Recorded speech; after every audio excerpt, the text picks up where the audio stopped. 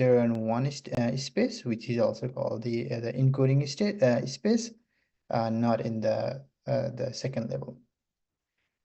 Thank you. That explains. And there is another question Mhm. that works.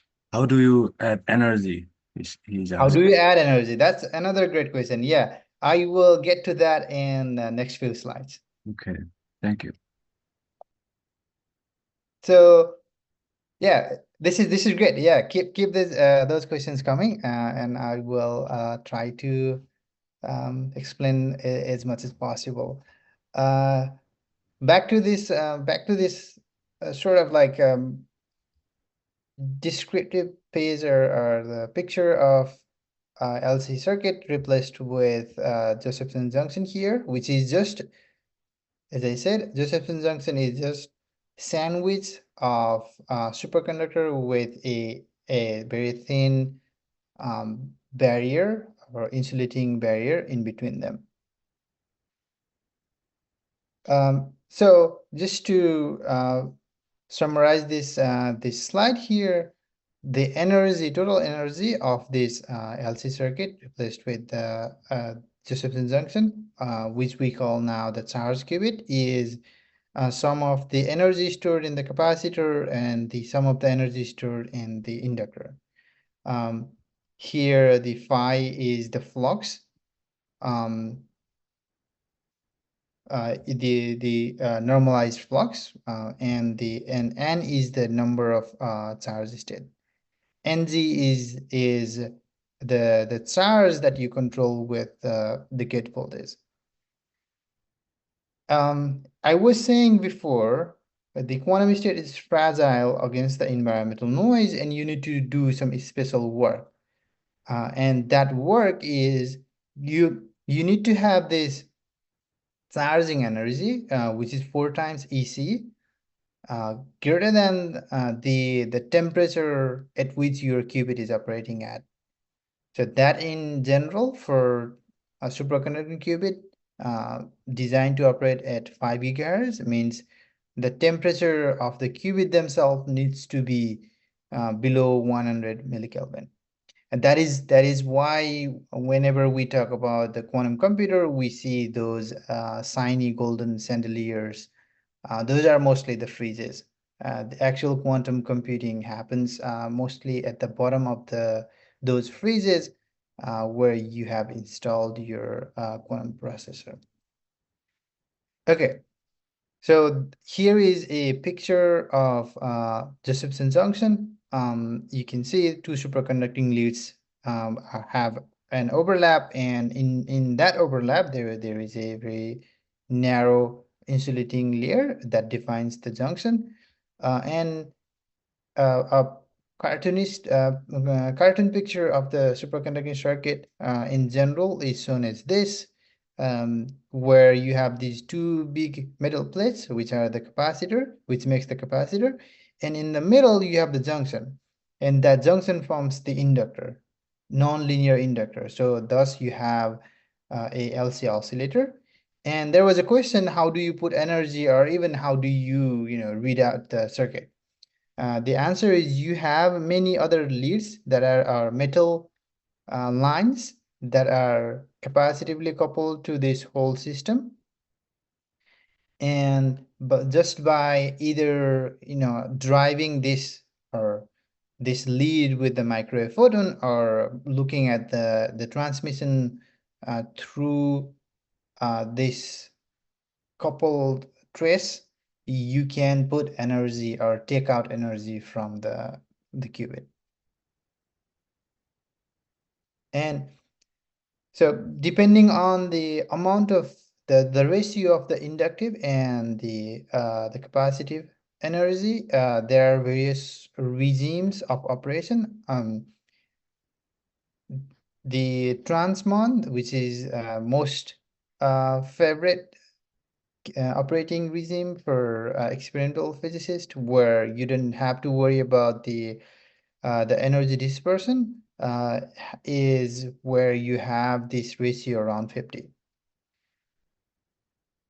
Okay, more on how do you control and read out the qubit, which is another way of saying how do you put energy in the circuit and also take look at the state of the qubit. The mathematical way of thinking about this is you have this qubit represented as the LC nonlinear LC oscillator. It is capacitively coupled to the external source, microwave source, and just by turning on the microwave source, you can see the microwave source comes with this sigma y like operator. What this means is this external source, a microwave source, can rotate the qubit in the block sphere along the x y or y axis. So that gives you or that way you can either flip the qubit from 0 to 1, 1 to 0, or prepare some superposition instead. Use me.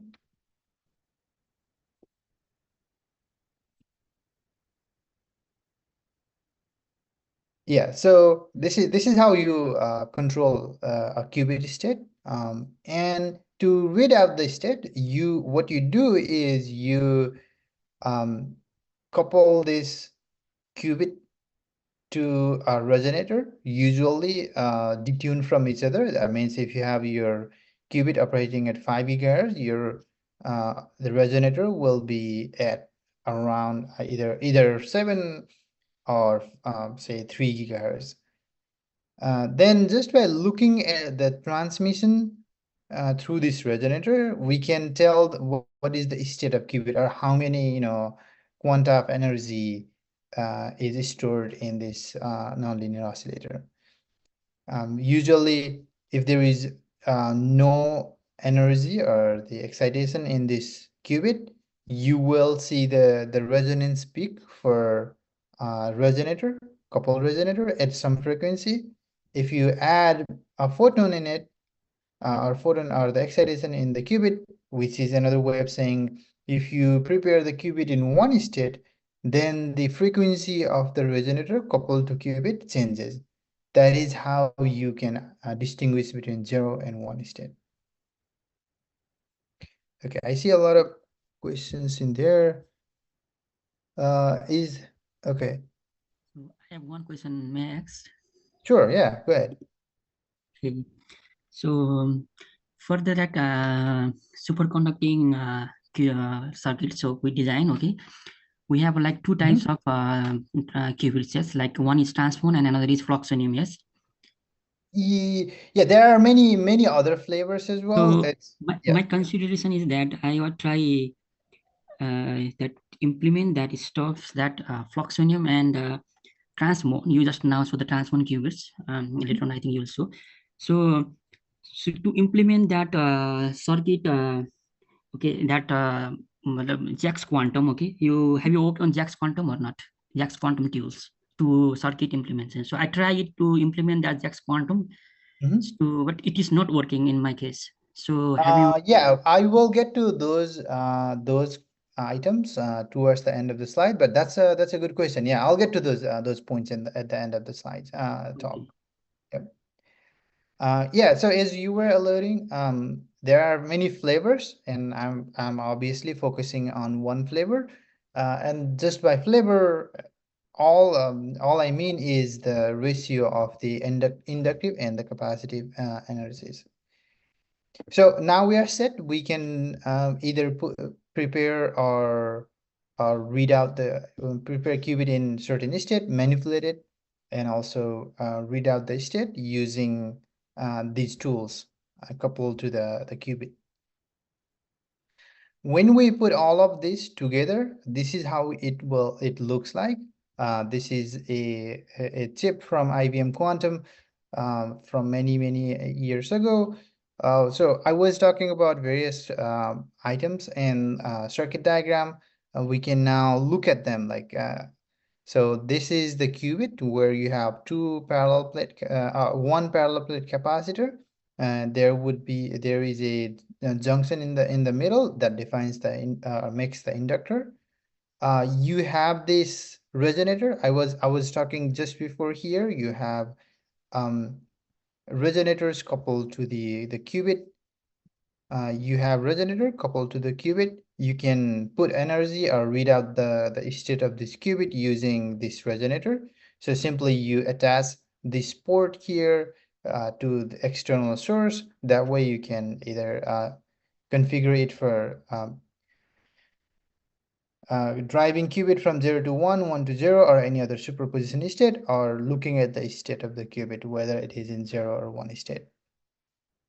There is another qubit here, and in the middle there is this another trace going between them. That is a quantum bus. This is a way of connecting these two qubits together so that they can talk to each other. And there is another readout resonator on the other side.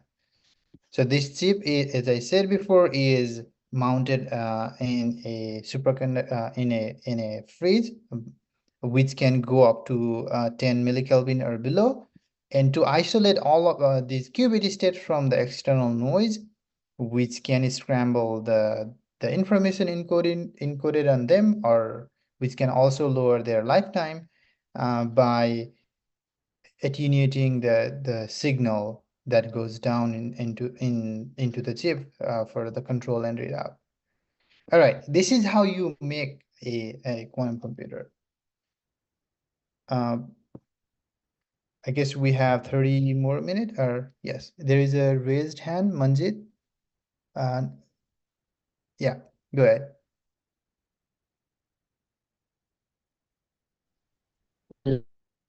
Sir, hello, sir. Yes. So, sir, I have a very simple question, not any kind of like Sure, go ahead, very please. complex, but uh, what's there inside like quantum bus? Is it photons traveling in quantum bus? Yeah, that's a great question, actually. Yeah, a Yeah. quantum bus is a CPW. It could be many things, and in this case, it's a CPW like a resonator. What that means is it's just a metal trace that goes from one qubit to other qubit.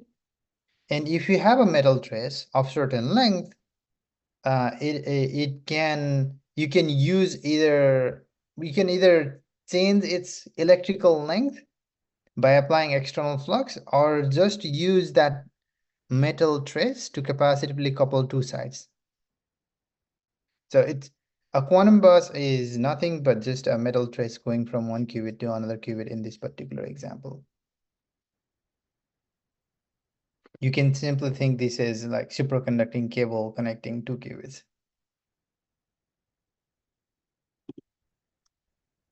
Did that There are answer? two more questions in the chat box if you would like to answer. Sure. Um, so a long question from Ashish Khanal. Uh-huh. Could you can you see the chat box? Yes, I can. Okay, so Uh, the Ashish Kanal has this question: can the transition of quantum states, such as the evolution from 0 to 1, 1 to 2, and so on, be analogized to Schwinger-Seifert, where particle antiparticle pair? Okay. Okay, this seems like in very interesting question. Maybe I'll get to this at the end of the talk. But in general, it seems like okay, where the antiparticle pairs are created from the quantum vacuum under a strong external field. Specifically, can the energy required for state transition in a quantum system be compared to energy extracted from the vacuum in this Swinger's mechanism? If so, what are the theoretical and physical limitations of this analysis? Um, okay, so here's the deal. I'm an experimentalist. Um, I like to think about all of this system in most of the time in a physical way. Um, if you, I'm not sure how to think about extracting energy from the vacuum to excite the state. Um, we are not in a sense of energy conservation. We are not creating anything out of thin air here. We are just using external microwave source to drive the or put the energy qubit from 0 to 1 or 1 to 2 if you actually really want. Or if you want to go from in the opposite direction, 2 to 1, 1 to 0 state, or in general 1 to 0 state, all you are doing is you are taking energy out of the system and dumping into the environment. Did that get to at least a little, close to your answer question, Ashish?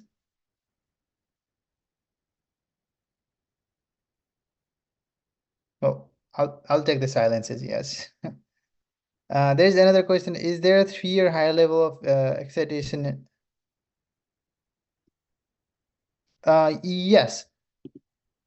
The superconducting circuit that I just showed, or this qubit, can have many more levels. But in general, we want to remain in the logical space, which is encoded in 0 and 1.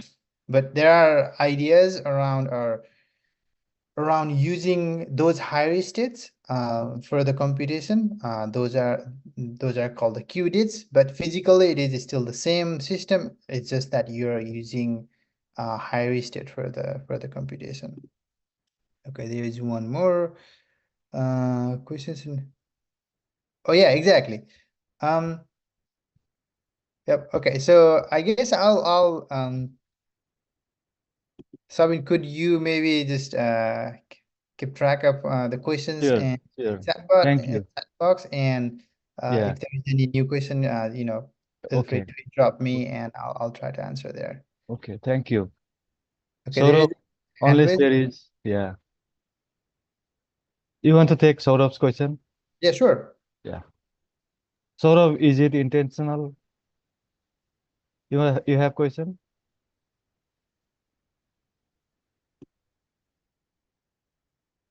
Maybe no. Okay, So we can, I'll keep going. But if you have a question, please feel free to interrupt me at any point. Okay, so we have put together everything. Qubit, way to drive it from 0 to 1 or 1 to 0, and also a way to look at the state of the qubit. And we put it in a refrigerator that goes to up to 10 millikelvin. If you are not familiar, if you don't think about these temperature scales every day, outer space is around 3 Kelvin. So 10 millikelvin is order of magnitude lower. So in principle, you can say quantum computer using the superconducting processor operates at the coldest, some of the coldest temperature in the universe. Okay, now we have the physical realization of the qubit encoding in superconducting circuits. We can now talk about qubit gates.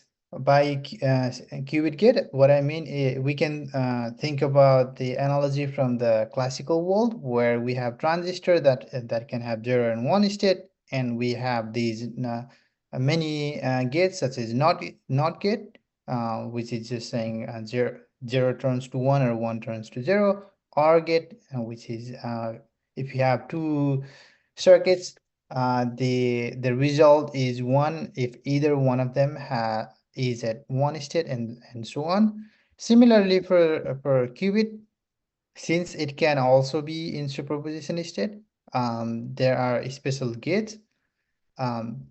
A single qubit gate is, as I was saying before, is realized just by driving this qubit, or by using an external microwave source. This is what this circuit is called. Sorry. Was there a question? no, that was a mistake, I guess, from someone. Sorry about that. Okay, so you can think about the qubit state as this wave function where you have 0 and 1 state. This theta and phi, they give you the orientation along this three-dimensional vector space, along the xy direction, and also this vertical plane. And if you are more, theoretically interested, you can think about this drive that happens through the microwave source as this Hamiltonian, where the Hamiltonian, this drive term has this creation and annihilation operator, and just by timing it right, you can either drive qubit state from 0 to 1, or if it is in 1 state, 1 to 0. So this is exactly what it is showing. If you have a three-dimensional space, you can have rotation of vector there along 3 different axes, and just by just by referencing the axis which you use for the rotation of the qubit state in three-dimensional vector space, sorry, two-dimensional vector space represented in a block sphere which lives in 3 dimension, you can form X, Y, or Z gate. It just means that you're rotating your qubit in block sphere either along the x-axis, so that is rotation in this YZ plane. You can also rotate along the y-axis, which is rotation along the xz plane. You can also rotate the qubit state along the z-axis, where the rotation happens on the xy plane. So for this, the single qubit, single qubit gate is formed by driving your qubit, transmon qubit, or whichever flavor of superconducting qubit you have by microwave photon. You can realize these various single qubit gates. For the z-axis, or the rotation along the z-axis or z-axis, there is a clever way described in this paper at the bottom from IBM. You can actually just do some manipulation at the software level to realize this rotation along the z-axis, which is called the frame change or change of frame. Okay, there is one more. Is it similar to the hydrogen spectrum? Okay. So I guess that question is from more like this picture here. In principle, you can think this as a spectrum of a hydrogen atom, except the detail will be different. But in principle, yes, you can think about the energy level themselves as similar to the spectrum of hydrogen. But the difference is the allowed transitions as well as the energy spacing between various level is obviously going to be different between the superconducting qubit and hydrogen atom. Okay, there is one more question. Can single qubit create entanglements? Okay, the question is, can single qubit gates create entanglement since it has only one gate, if I understood it right? Okay, that's a question from Navras Khatri. The answer is no. A single qubit gate can create a superposition state, not entanglement. Superposition state is just it's a way of saying, okay, you can transform the qubit away from these logical state 0 and 1, where the state is defined as some combination of those states.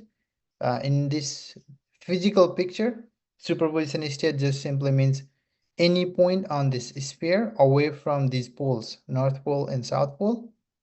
That's a superposition. For entanglement, you need 2 or more qubit. So single qubit gate can only prepare superposition state, not an entangled state. However, we do use single qubit gates in the process of creating entanglement between 2 qubit gates, between 2 qubits. Okay. So there is one more question. Photons are used to carry information in quantum computer. The answer is yes, you can use various ways, and photons are one of them. Sudesh Sharma has the question: if we use 2 different particles as a qubit, do they entangle? The answer is, for entanglement between 2 qubit, you need interaction between them. So just by having 2 qubit, you have the platform to create entanglement.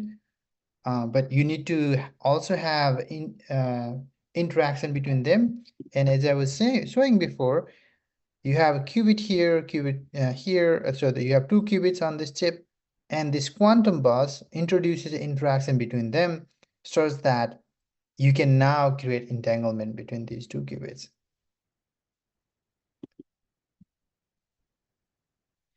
Okay, now I talked about entanglement a lot, but here is a picture, like a real mathematical picture of how to do that. So suppose you have two qubits separated by a bus. Then there are various ways of realizing entanglement. One of them is called a cross resonance, where you drive the first qubit at the frequency of second qubit. And by doing so, you introduce this GX type interaction, which is simple a way of saying that if the first qubit is in one state, you will have X rotation on the second qubit, which is like the second qubit flips. If the first qubit is in zero state, the second qubit remains in the same state. You can now use this idea to create entanglement, where if you have the first qubit in superposition state, which is, let's say, 0 plus 1 state, then by applying this gate operation of GX form, you can now create entanglement between these two qubits. Okay, there are many more questions.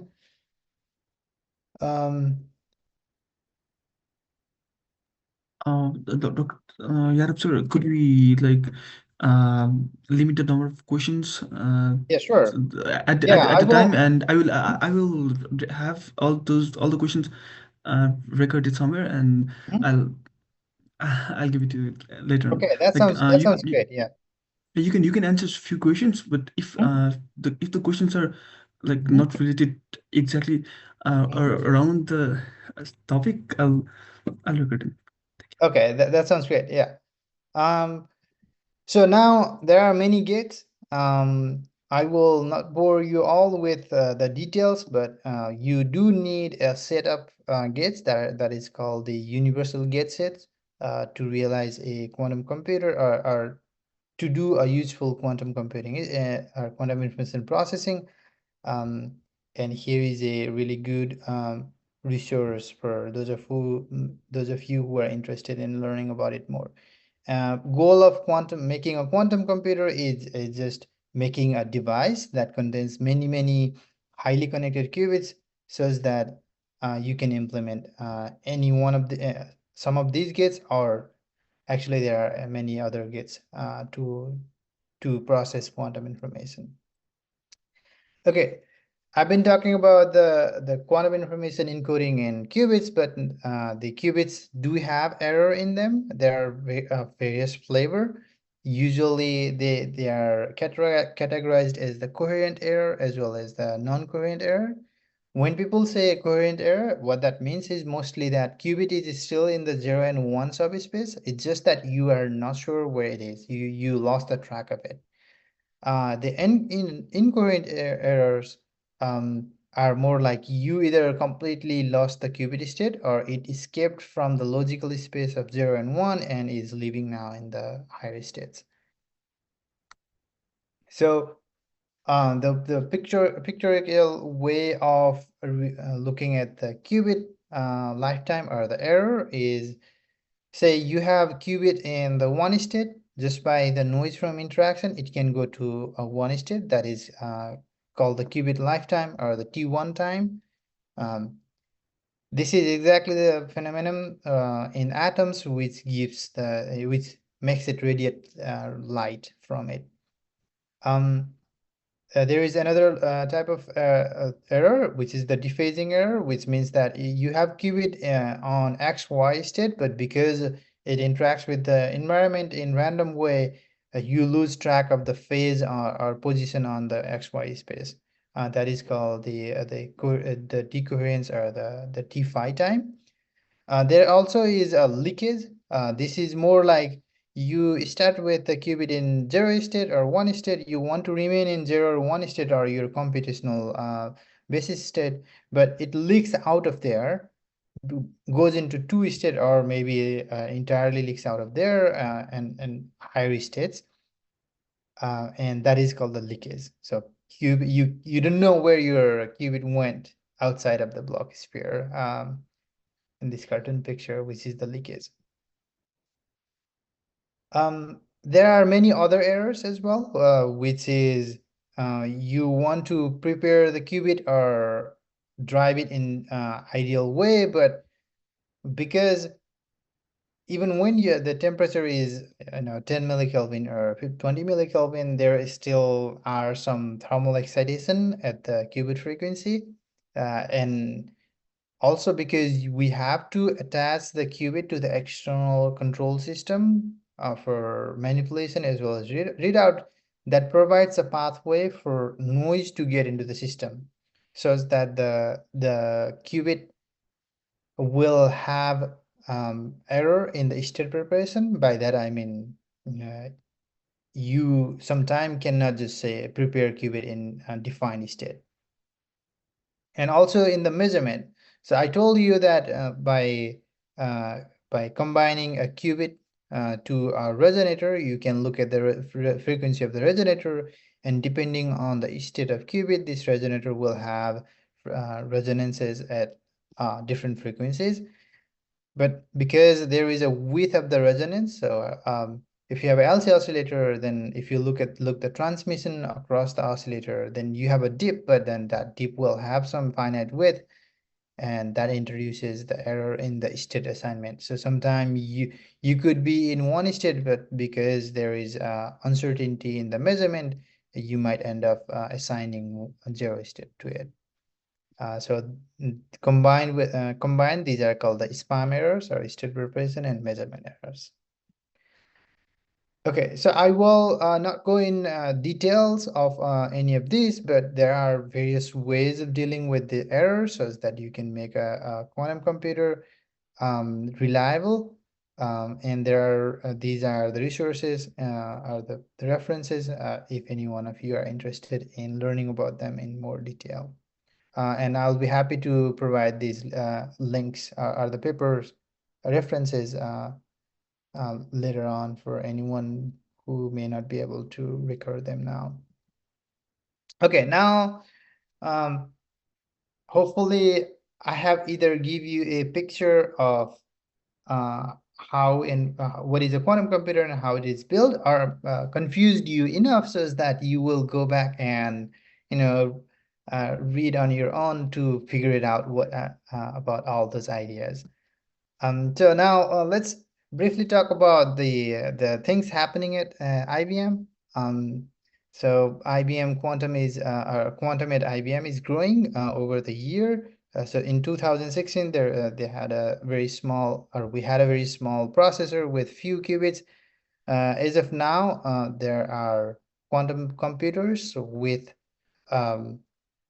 100 plus qubits on them, which are available for the users through the cloud, and you can look at the available system as well as how to learn about how to use them in this site.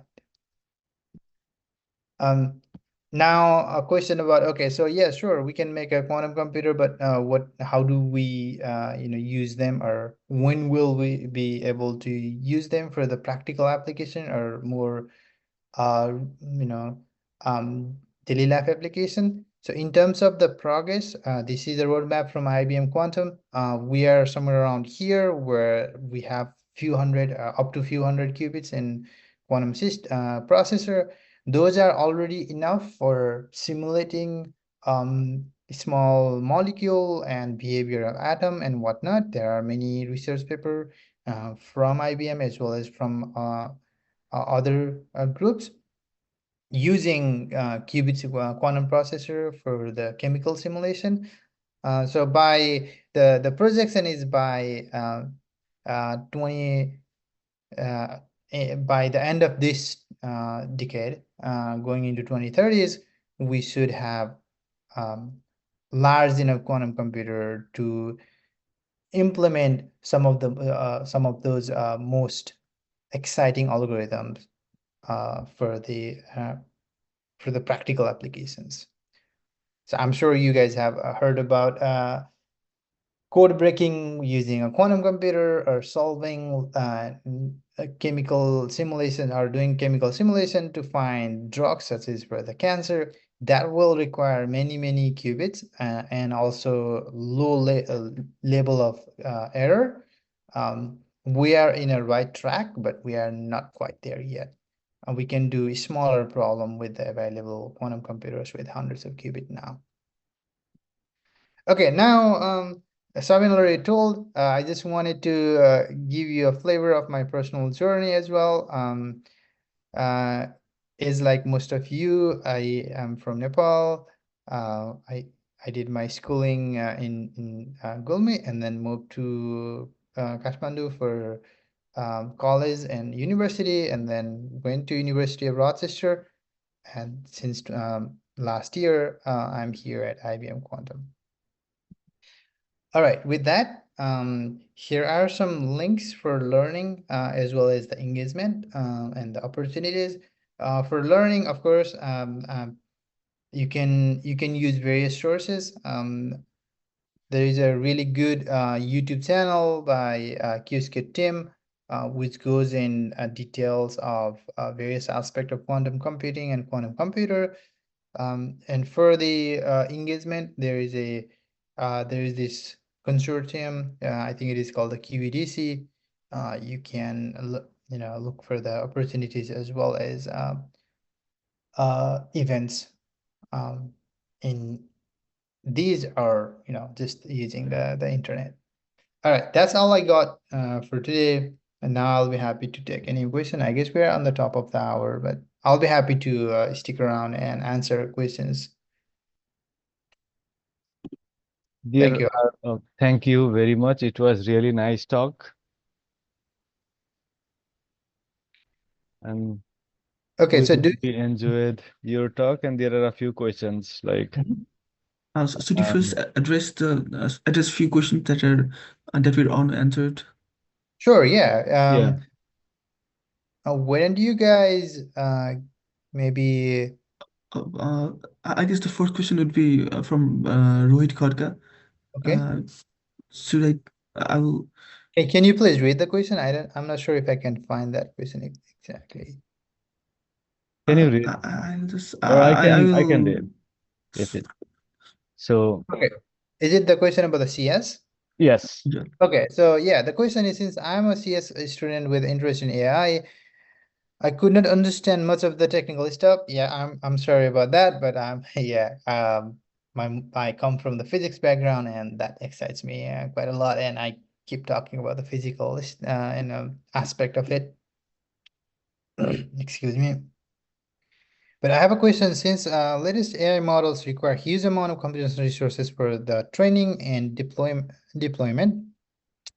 and there is a general famous notion of quantum computers are generally faster than classical computers. So my question is there any possibility that we can leverage the processing power of quantum computer to train AI models?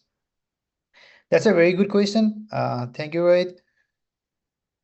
There already is a big community of researchers working on how to use quantum computer for machine learning as well as AI. So the answer is definitely yes. The detail remains to be figured out.